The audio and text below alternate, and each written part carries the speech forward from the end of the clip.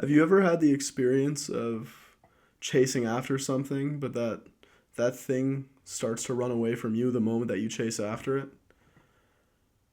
Have you ever had the experience of trying so hard to solve a problem in your life, but that seemingly the more you obsess about it, the worse the problem gets?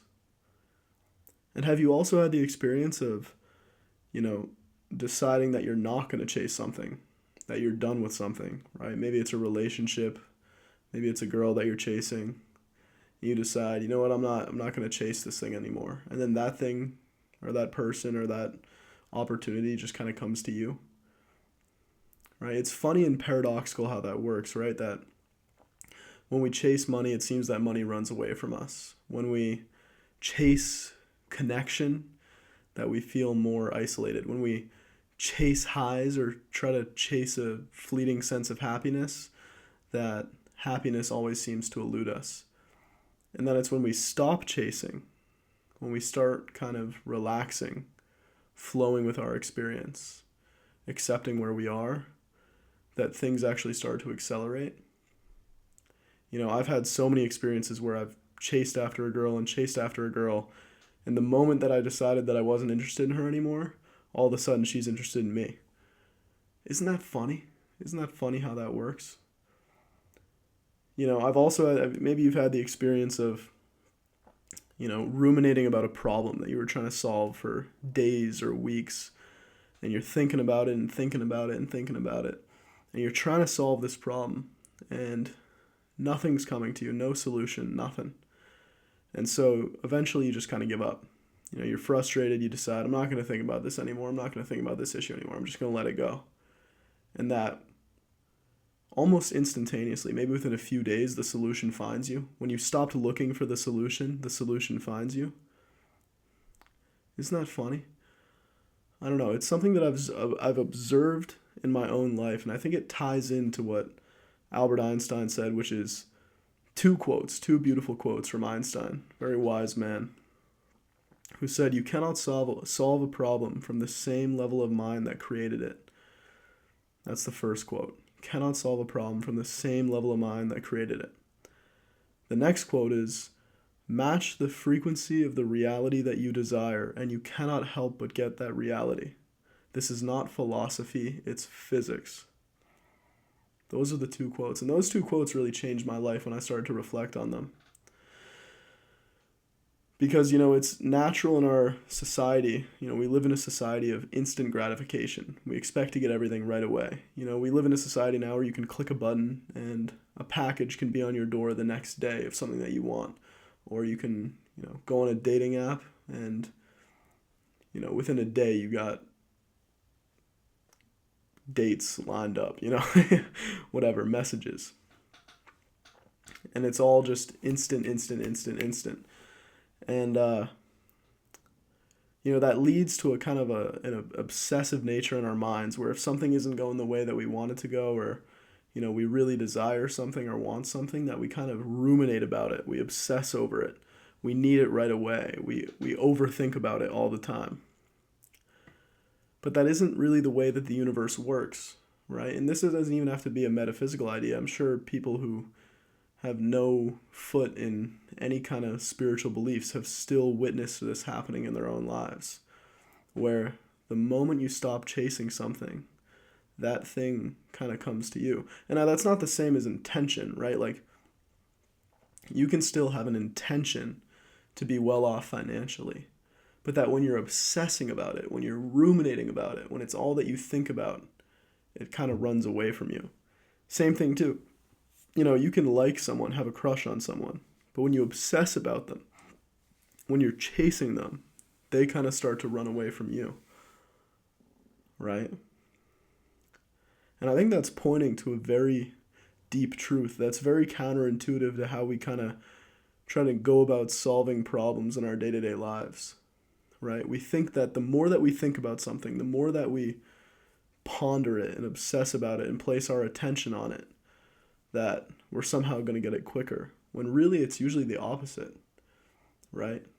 When we have a problem, the solution comes much quicker when we relax and when we slow down and when we stop thinking about it all the time. It's in those moments where we're able to surrender to life and to what's happening around us that the solution starts to find us. That when we slow down, all of a sudden we hear what we need to hear, we see what we need to see, and we know which way we need to go. And that's hard. It's something I still kind of work on, right? Like, if it's, money's a big one too, right? Like I'm a college student, so I'm not, a millionaire or anything. And so if money's ever feeling low, immediately my mind goes to like, how can I make some more money? How can I, kind of, as a kid, I remember looking up like get rich quick schemes and stuff like that.